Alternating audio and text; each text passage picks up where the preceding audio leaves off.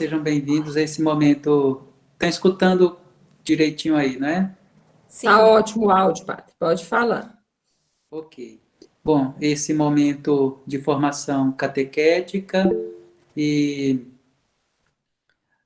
mesmo nesta fase em que precisamos nos adaptarmos para seguir em frente, não é? Apesar de tantos e inúmeros desafios, mas ainda assim, por providência divina, é possível fazer a nossa caminhada, não é?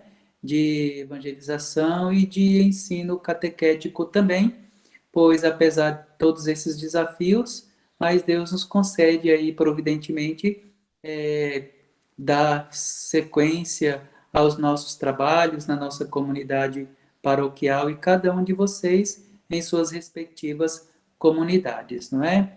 E nada como iniciar esse período de formação catequética com aquilo que é o fundamento de toda a existência humana e de tudo aquilo que nós somos e que é o próprio Deus, tá? Ah, e o tema, como já foi mencionado pela Adinaci, é Deus vem ao encontro do homem. E é muito propício podermos é, reforçar a respeito deste aspecto que toca profundamente não somente a vida do homem, o homem enquanto pessoa humana, isso engloba tudo, tá certo? Então, na linguagem da igreja, quando se fala homem, tá? Entendam que não é uma seleção excluindo um ou outro gênero. Não se trata disso, tá certo? Então, quando se fala homem, está se referindo ao gênero humano, homem e mulher, criaturas criadas à imagem e semelhança de Deus, tá? Então, isso é importante sabermos para não cair naquelas bobagens, né, desnecessárias que muita gente aí, né, se queixa por conta de certas coisas que não tem nada a ver. Quando se fala de homem, na linguagem da igreja, se está falando do gênero humano, homem e mulher. Homem designa humanidade, tá certo? Bom, então só esse aspecto, porque às vezes eu, particularmente, não vou falar homem, mulher e tal, né, a pessoa, o pessoa, os filhos, as filhas, sim. Quando é necessário, a gente faz esta colocação, não é? Mas em termos de formação, a gente entende que o que está sendo designado por Deus não é para um grupo seleto ou para uma qualificação de pessoa ou de gênero. Está sendo designado para a humanidade inteira, homem e mulher, criados à imagem e semelhança de Deus. Bom, então vamos lá. O que Deus inicia como sua obra é a criação.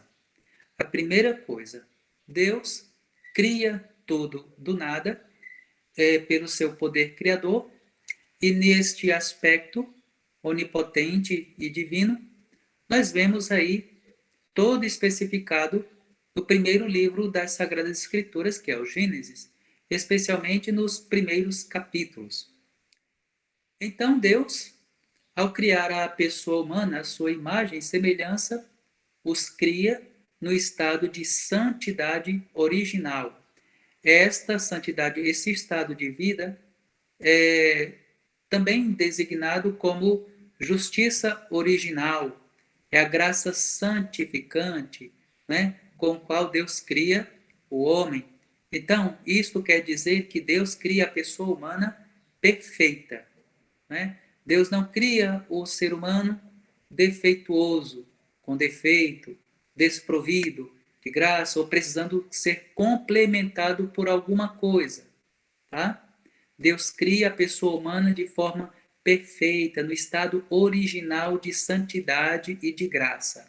Tá? Então, é o que se chama de justiça original, e São Paulo vai também fazer essa abordagem entre graça e pecado na sua carta aos Romanos. Mas não vou entrar nesse aspecto, porque já é um outro caminho de formação e reflexão também. Enfim, então, ao criar a pessoa humana, Deus os cria no estado de graça original. Como bem já sabemos, esta graça é corrompida, é perdida, na verdade, por causa do pecado. E a partir daí inicia-se o que chamamos de história da salvação. Então, primeiro, se formos considerar desde o início da criação, e ao criar a pessoa humana, a sua imagem e semelhança, qual o primeiro modo? Como estamos abordando sobre Deus vem ao encontro do homem, podemos até nos perguntar qual seria então o primeiro momento, aquele momento exato, aquele momento específico, como Deus vai, ou no caso, vem ao encontro do homem. Qual é o primeiro momento de Deus vir ao encontro do homem? A gente tem que voltar nas Sagradas Escrituras, o primeiro livro do Gênesis. Deus cria o homem do barro e insufla sobre ele, ou seja, em suas narinas, o sopro de vida. Isso é maravilhoso. Isso é maravilhoso, povo amado de Deus. Não sei se vocês já tiveram essa percepção ou alguém já colocou isso para vocês, não é? O primeiro modo como Deus vem ao homem é por meio do sopro de vida, é pela vida, né? O primeiro modo como Deus vem à criatura é como Criador, é como Deus. Vem com a vida. A primeira coisa que Deus dá ao homem é a existência, e junto à existência, a vida. E esta vida, como Deus dá? Soprando em suas narinas o sopro de vida. E quem é que dá a vida? É o Espírito Santo. Então, veja esse conjunto em que Deus se dá ao homem. Esses aspectos, esses modos, como Deus vem ao homem. Primeiro, o chamando à existência. Depois, lhe dando a vida. E esta vida é através do sopro que vem do Espírito Santo. Deus sopra em suas narinas, na do homem, da humanidade, e vem ao seu encontro. Há uma outra ocasião, um segundo passo, né, como Deus vem ao encontro do homem. Deus vem com aquela preocupação, porque Deus não se ausenta da vida humana. Deus não se separa da vida humana. Deus está sempre presente, não é? Então, tem um outro momento em que Deus vai ao homem, que Deus se apresenta à pessoa humana. Veja que a partir daí já é importante colocar e até complementar como nota aí na observação, que em momento nenhum vemos o homem indo até Deus. Primeiro, porque ele não existe, né? É preciso vir à existência, ok? Segundo, que ele não tem vida, é preciso vir à existência e ter vida. Deus cria e dá a vida, né? Então, até aí, não foi o homem a vir até Deus. Foi Deus que vem até nós, até a humanidade inteira. O segundo momento, após a queda, o primeiro pecado, onde os primeiros pais perdem a graça original, o estado de santidade original, o homem representado, a humanidade representada pelos primeiros pais, se escondem da presença de Deus. E Deus, num segundo passo, vai até o homem, o procurando para ver o que aconteceu, né? Mas Deus não sabia o que aconteceu. Deus tem o conhecimento de todas as coisas. Mas Deus quer saber da pessoa humana o que houve. Deus quer fazer com que a pessoa humana se ponha diante dele como é que ele se encontra. Deus quer saber dos primeiros pais como é que está a alma deles. Se foi conservada naquela justiça, daquela santidade, se foi conservada na graça de Deus, ou como é que está essa situação. Por isso Deus procura, onde é que estás? Deus questiona, Deus pergunta, onde é que está? E aí, envergonhados, eles respondem. E a partir daí, a partir da queda dos primeiros pais, Deus inicia o que chamamos de história da salvação. E também, deste passo em diante da história da salvação, constantemente Deus continuará indo ao encontro do homem. Mas o que motiva Deus ir até nós e vir até nós? Ir até a humanidade, procurar a humanidade. Primeiro, pelo seu amor divino, o seu amor que é imenso, o seu amor que é infinito. Segundo, Deus tem o conhecimento de todas as coisas e sabe que a pessoa humana não será capaz de caminhar sozinha. Como o conhecimento humano é limitado, se tornou imperfeito, foi corrompido, perdeu o estado de graça, então Deus vai se revelando. Porque não temos por nós mesmos capacidades de conhecer a Deus, só por nós mesmos. Então Deus dispõe toda a criação para que tenhamos condição de conhecê-lo. A criação, a natureza, nós mesmos, os outros, nos ajudam a conhecer quem é Deus, a saber quem é Deus. São modos pelos quais Deus se revela a nós. Então, Deus infunde na alma humana, desde a sua criação, o germe de eternidade. E esse desejo que a alma tem é um desejo que o impulsiona ao Criador, mesmo que o lado humano tenda sempre a se dispersar e se distanciar do seu Criador. Deus vai se revelando, primeiro, através da obra da criação. Depois, vai se revelando nos aspectos da história da salvação. Chama o primeiro patriarca. Posteriormente, é composta na história da salvação o patriarcado, os 3 patriarcas, né? Abraão, Isaque e Jacó.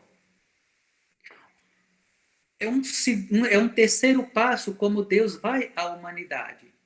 Agora, já de uma forma bem evidente, bem concreta, bem próxima daquilo que é a necessidade da pessoa após a queda.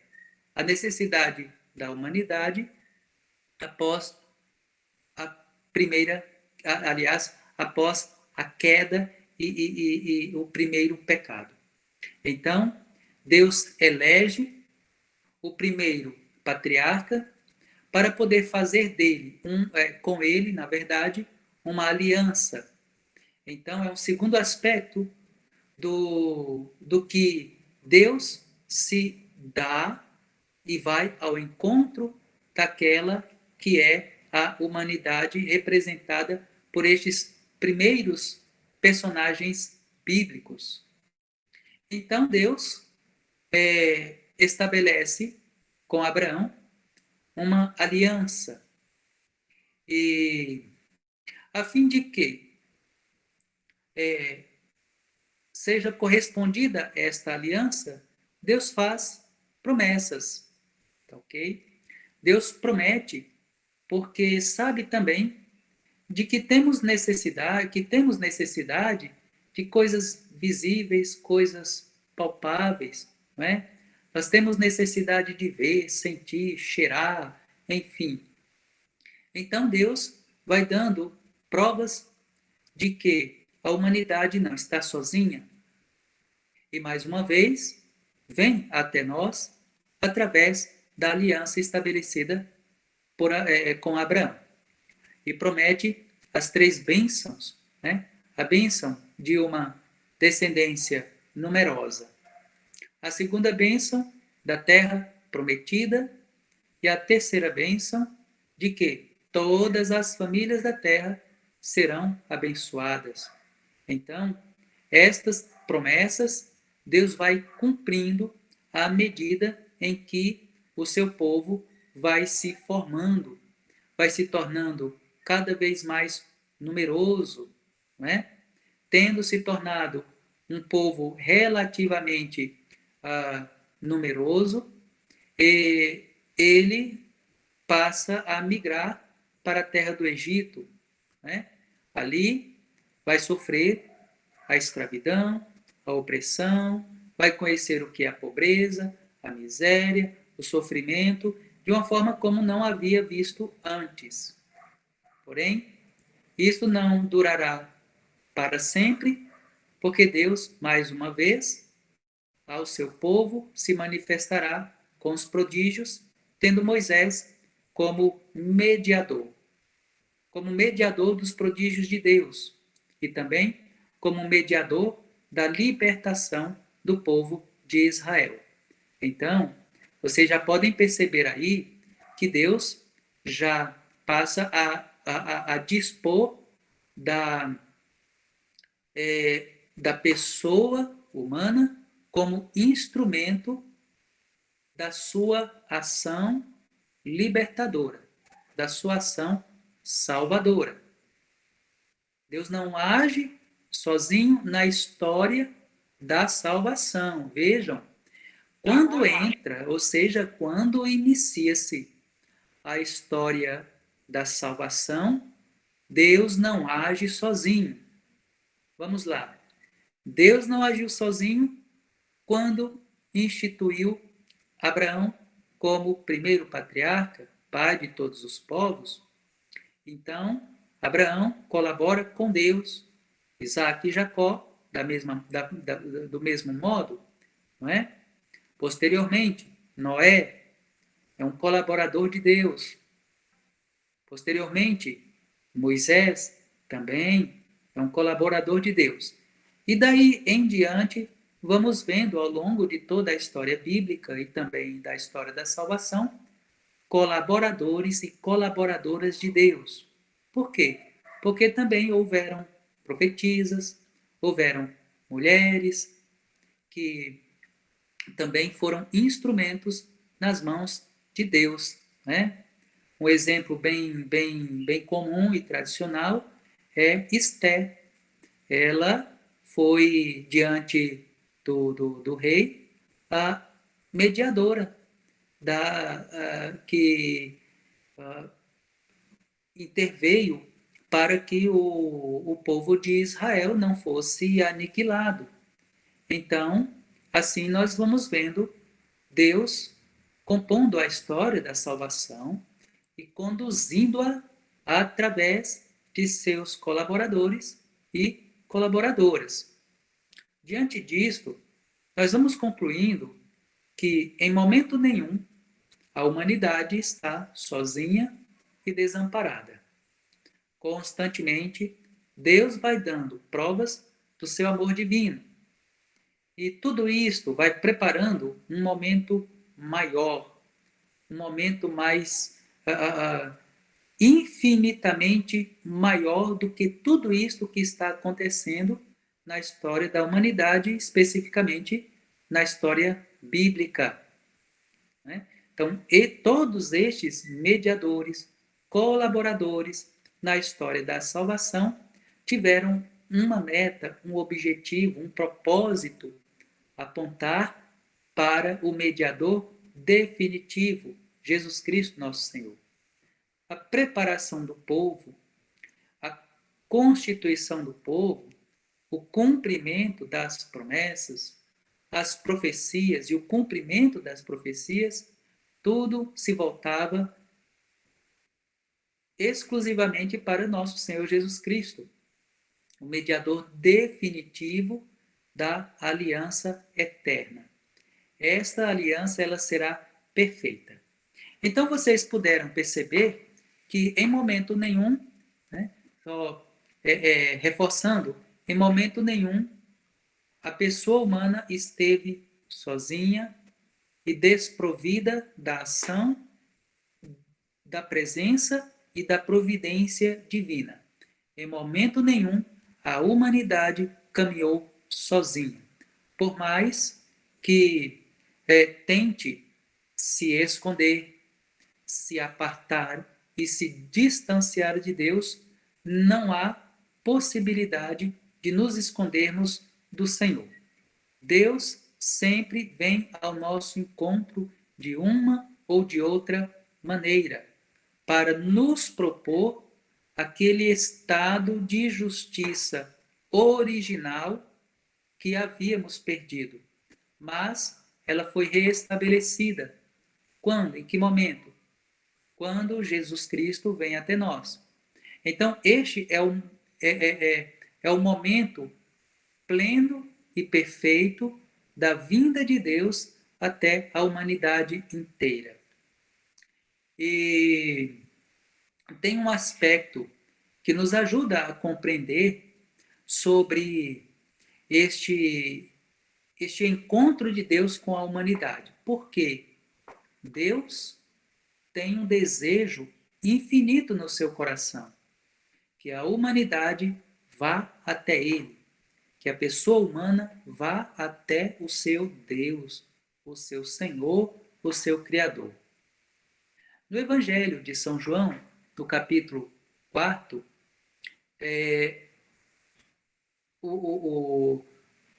um trecho bem conhecido, que é o diálogo de nosso Senhor Jesus Cristo com a samaritana, né? Num determinado, num determinado lugar, que é o poço de Jacó. A gente conhece bem este episódio, né? É muito belo, muito bonito, muito rico em detalhes, né? E nos ajuda a perceber um aspecto tão interessante. Primeiro, Jesus Cristo é Deus. E este Deus, ele pede, dai-me de beber. Quando se pede, se procura água, não é por outro, vamos dizer assim, embora seja uma necessidade, mas não é por outro motivo a não ser sede. Não é? A gente não bebe água por esporte, por hobby, por profissão, né? Bebemos água por necessidade. Uma necessidade básica, sede. Às vezes bebemos goles e goles para lubrificar, hidratar a garganta, etc. Mas essa não é, vamos dizer assim, a primeira função da água é matar a sede, saciar a sede. Então, Deus, o Cristo Senhor, que é Deus, fala desta forma para aquela mulher samaritana: dai-me de beber. Por que Jesus Cristo fala isso? No mínimo, porque está com sede. É um Deus que tem sede. Mas como assim, um Deus que tem sede? Tem necessidade? Claro. Só que a sede de Deus não é desta água.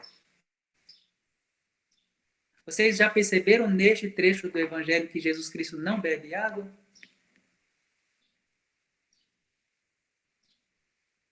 Porque a mulher logo interpela: como tu, sendo judeu, pede a mim, que sou samaritana, de beber? Pronto, acabou. Parece que acabou a vontade de Jesus Cristo de beber água. A mulher não deu água para ele. Deu? Não é? O Evangelho não nos mostra, não nos fala Jesus bebendo água. Os discípulos se retiraram para comprar alimento, para conseguir alimento. Jesus Cristo também não comeu. Porque quando os discípulos falam, eu tenho outro alimento, que é fazer. E os discípulos pensaram que ele tinha comido, enfim. Tá? Então vamos aqui, logo no início, dai-me de beber. E logo a mulher interpela Jesus Cristo: como tu, sendo judeu, pede de beber a mim, que sou samaritana? E aí Jesus Cristo entra na vida daquela mulher. Se conhecesses o dom de Deus, tu é quem iria pedir água. Um Deus que tem sede, mas não bebeu a água, porque não é desta água que Deus tem sede. Deus tem sede de você. Deus tem sede de mim. Deus tem sede da humanidade. Deus tem sede da pessoa humana. O desejo, a sede de Deus é por nós, não é pela água. Então a maravilha de Deus na nossa vida é assim. A maravilha do Senhor, a sede de Deus, não é da água, enquanto elemento da natureza. A sede de Deus é pela humanidade. Então, quando vamos ao poço, que tipo de água nós queremos? Que tipo de água que nós queremos beber? O nosso tipo de sede, que tipo de sede é? Qual é o tipo de poço que vamos à procura? Onde é que vamos procurar a nossa água? Aonde procuramos a nossa água? O Cristo, o Cristo vem ao encontro de cada ser humano, não importa. Pode ser na Groenlândia, na Patagônia, na Sibéria, pode ser na África, pode ser na China, pode ser na Arábia. Deus vai ao encontro, no Brasil, em qualquer lugar desse mundo onde tenha uma alma viva, Deus vai ao encontro. Jesus vai ao encontro de cada pessoa humana. Jesus Cristo, nosso Senhor, vem ao encontro de todo ser humano. Ele é o primeiro a nos encontrar. Deus é o primeiro a nos procurar. Deus é o primeiro a ir até nós. Deus é o primeiro a vir até os seus filhos e filhas. Deus é o primeiro a nos procurar. E é ele que pede de beber.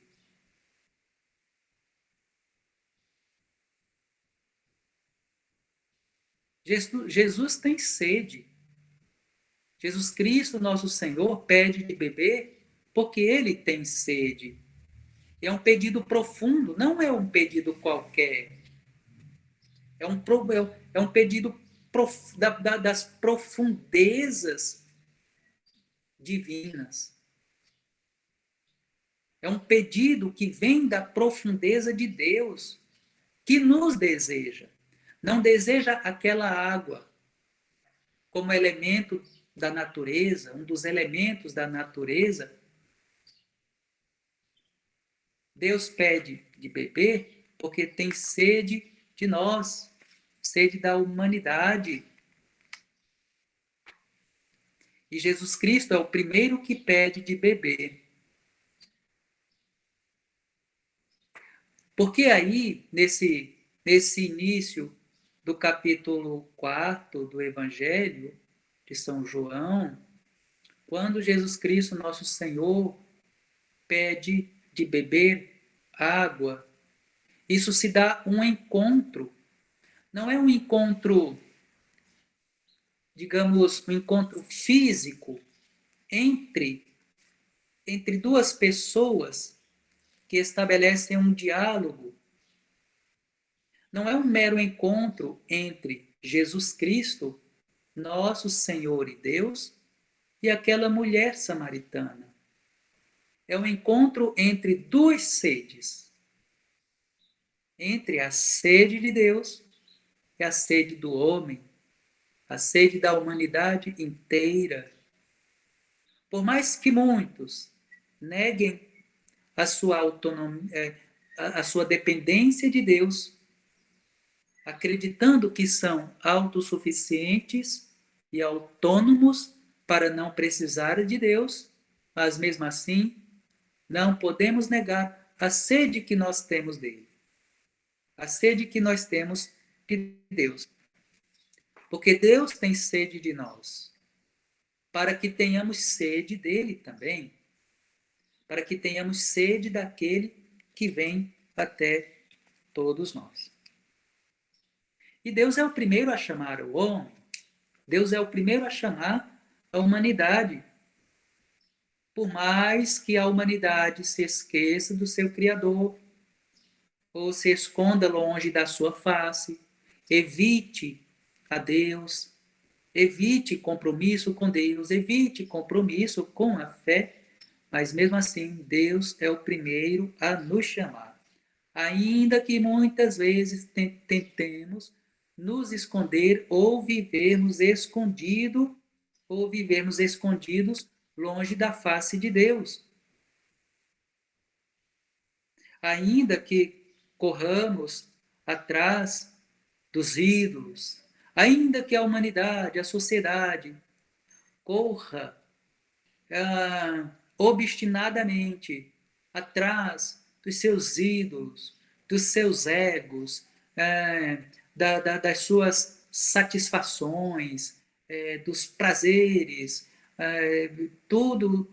todas essas coisas, onde não encontrarão Deus, mas mesmo assim, Deus não os abandonará. Por mais que a criatura criada à imagem e semelhança de Deus fuja do seu Criador, mas Deus, que é vivo e verdadeiro, incessantemente não deixará de ir ao encontro daqueles que ele ama, isto é, todos nós, sem distinção. Mas, como Deus pode amar aqueles que não o amam? Bom, o amor de Deus não é não é como o amor ou o afeto humano. O amor de Deus não se confunde com o nosso amor afetivo, que tem as suas características puramente humanas. Somos seletivos, amamos quem gosta da gente, ou quem somente conhecemos, ou quem nos fazem o bem, ou quem nos adula, ou quem nos agrada, essas coisas assim. O amor de Deus está além e ultrapassa aquilo que são as condições humanas.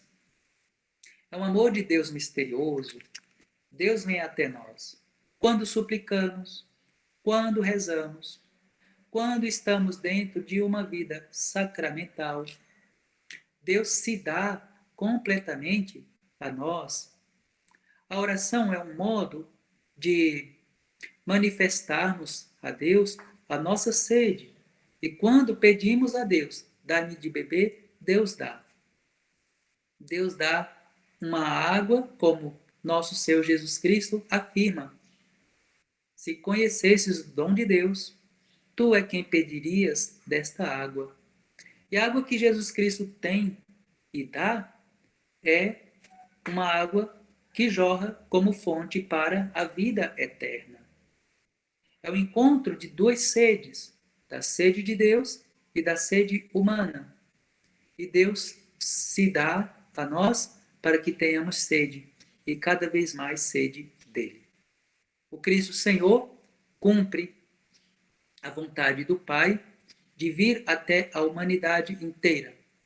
É o momento por excelência em que Deus vem ao encontro do ser humano, vem ao encontro da humanidade inteira, através de seu Filho amado, nosso Senhor Jesus Cristo, porque o Cristo Senhor foi capaz de ser obediente até a morte e morte de cruz, que os primeiros pais não foram capazes, não foram obedientes a Deus. E nosso Senhor Jesus Cristo, por outro lado, veio para cumprir a vontade do Pai e nos ensinar de que, por mais que tentemos caminhar independentes de Deus, o Senhor vem até nós. E Deus não abandona a humanidade. Deus não se aparta, Deus não se afasta. Deus continua se dando a nós e de forma incondicional, de forma abundante. E isso é o que eu gostaria de colocar para todos vocês, esse momento de formação, para ajudá-los a refletir nesse aspecto da abundância de Deus, o modo como Deus se dá. E é um tema que tem muitas abordagens, né? Mas eu preferi fazer um caminho mais sucinto, mais resumido, para chegar até o que o que resultou da história da salvação, que foi a vinda de nosso Senhor Jesus Cristo. E também para dizer que com a vinda, a encarnação do Verbo de Deus, acontece o transbordar da graça de Deus, da vinda de Deus até o ser humano, até a humanidade inteira. É o modo como Deus se dá por excelência à humanidade inteira, através de seu Filho amado, nosso Senhor Jesus Cristo. Amém. Amém. Muito obrigado, Padre Alcei. Muito, muito, muito boas suas palavras, viu? Foi bem objetivo, bem instrutivo. Muito